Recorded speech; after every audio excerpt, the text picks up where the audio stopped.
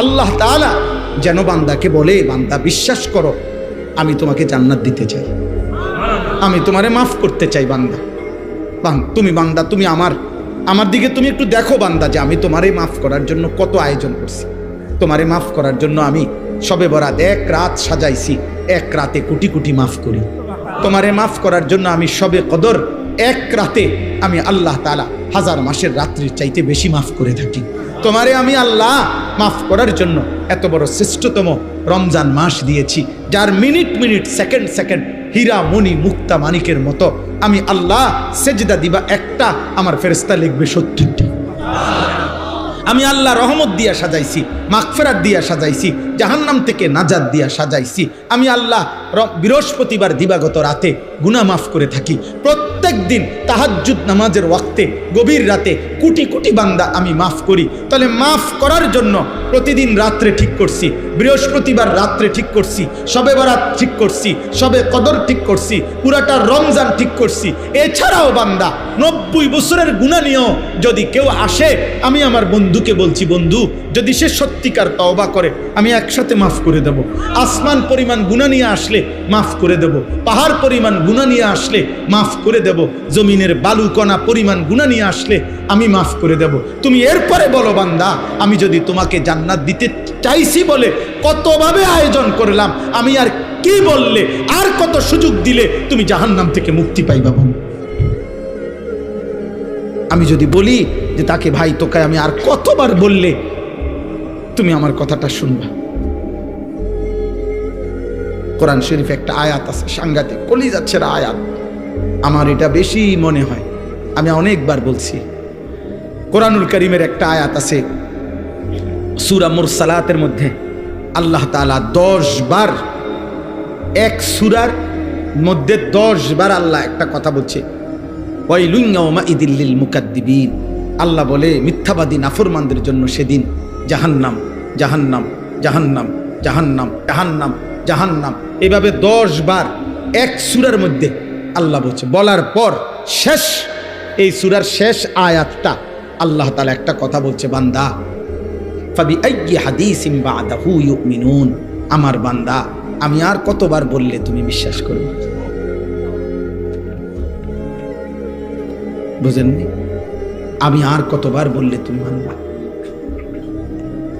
আমার কথা আমি আর কতবার বলতাম, আমি আর কতবার বলতাম বলে। এই জন্য ভাইয়া ভেবে দেখেন, ইনসাফ করে দেখেন। তাইলে বললাম এই জন্য এ কথার মূলনীতি কি? তাইলে মূলনীতি হলো আল্লাহ মাফ করতে চায়। আল্লাহ কি করতে চায়? আল্লাহ ক্ষমা করতে চায়, আল্লাহ জান্নাত দিতে চায়, মাফ করতে চায় মূলত।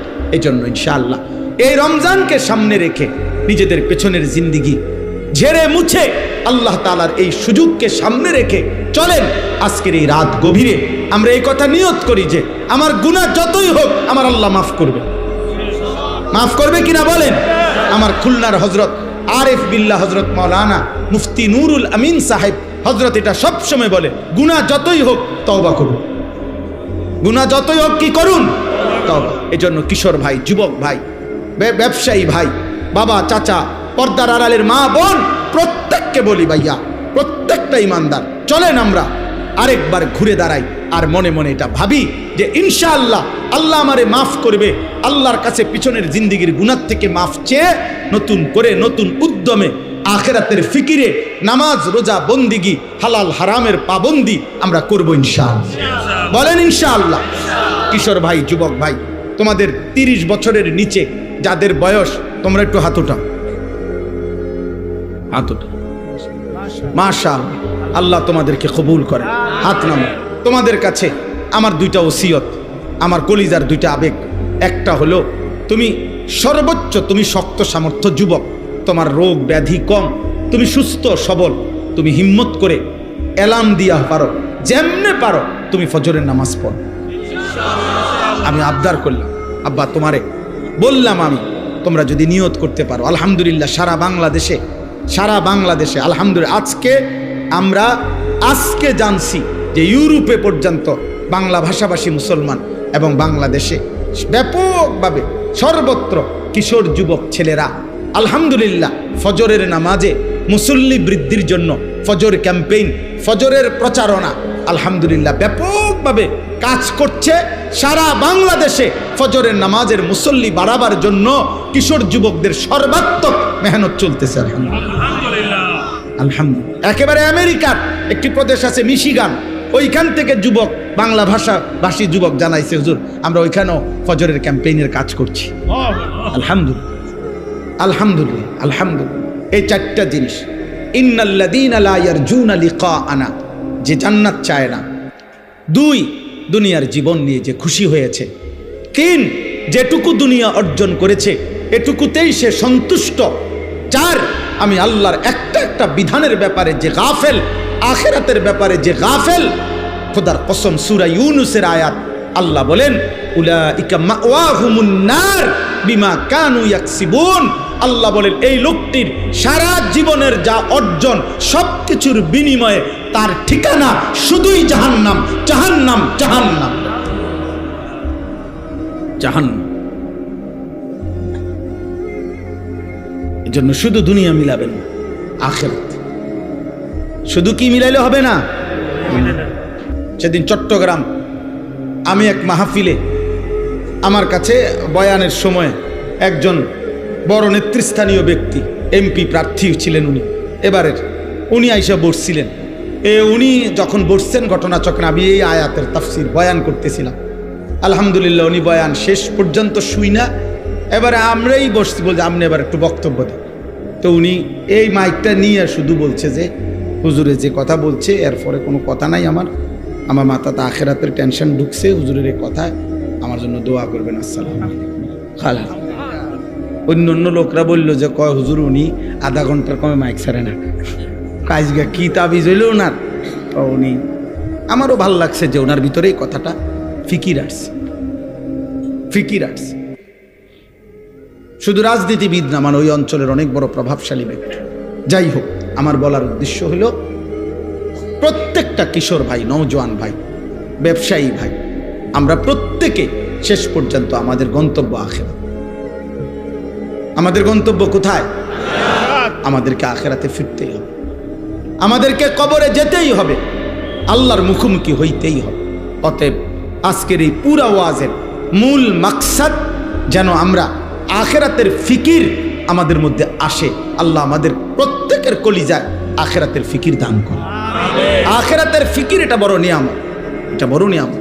যে কথা মনে আসছে, এ কথা মনে আসছে, আমরা কিতাবে পড়ছি 10 বছরের বাচ্চা একদিন কাঁদতেছিল বসে বসে একা। তো কোনো একজন মুরব্বী বলছে, বাবা তুমি কাঁদো কেন? বলছে জাহান্নামের ভয়ে কাঁদি। বলতেছে 10 বছরের বাচ্চা জাহান্নামের ভয়ে কাঁদো, বিষয়টা কি? বিষয়টা তো আমারও ছিল না, কিন্তু আমার মায়ের একটা আচরণ দেখে আমার কাছে ভয় লাগতেছে। বলতেছে কি হইছে? আমার মাকে দেখছি লাকড়ির চুলায়, মা যে রান্না করে, মা প্রথম যখন আগুন ধরায় ছোট ছোট লাকড়ির টুকরাগুলা দিয়া আগুন ধরায়, এরপরে বড়গুলা দেয়। আমার এটা দেখে মনে হয়েছে হায়, আখিরাতে আমার আল্লাহ যদি জাহান্নামের আগুন আমার মতো ছোট ছোট বাচ্চা দিয়া ধরায় আর আমারে যদি ফেলে। 10 বছরের বাচ্চা বলছে আমার আখিরাতের ফিকির হয়েছে, এই জন্য আমি কাঁদতেছি। এটা বড় নিয়ামত আল্লাহ যার দিলের মধ্যে দান করছে। দুনিয়া ভোগ করা যায় রে আব্বা, দুনিয়া ভোগ। আমি প্রতিদিন বলি, আমরা যে মাটির উপরে দুনিয়া ভোগ করছি, আপনি তাকাইলে দেখবেন এই পাশে বসে আমরা যখন খানা খাই, ধরে নেন এদিক দিয়া বসে আমরা খাইতেছি, তো যেই কোনো মানুষ দেখেন আরেক দিকে তাকাইলে দেখবেন ওই পাশে কুত্তাও খানা খাইতেছে। বিয়া বাড়ির এই প্যান্ডেলের এই সাইডে আপনারা যেরকম ভাত খান, ওই পাশে কুত্তাও আড্ডি খাইতেছে। ওইটা কুত্তারই খাবার আর এটা আমার খাবার। তাহলে দুনিয়া আমি যেমন ভোগ করছি, দুনিয়া ওই কুকুরও ভোগ করছি, জানোয়ারও ভোগ করতেছে। অতএব দুনিয়া ভোগ করছি, দুনিয়া পাইলাম, আহামরি কিছু না। দুনিয়া যদি পেয়ে তৃপ্ত, তো জানোয়ারও তৃপ্ত। দুনিয়া পাওয়া যদি সফলতা, তো সমস্ত জানোয়ার সবচেয়ে বেশি সফল, কারণ সকল বিবেচনায় মানুষের চাইতে জানোয়ার খাবারের পরিমাণ বেশি। হাতি একদিনে 250 কেজি খাবার খায়, প্রাণীবিদ্যা গবেষকদের কথা।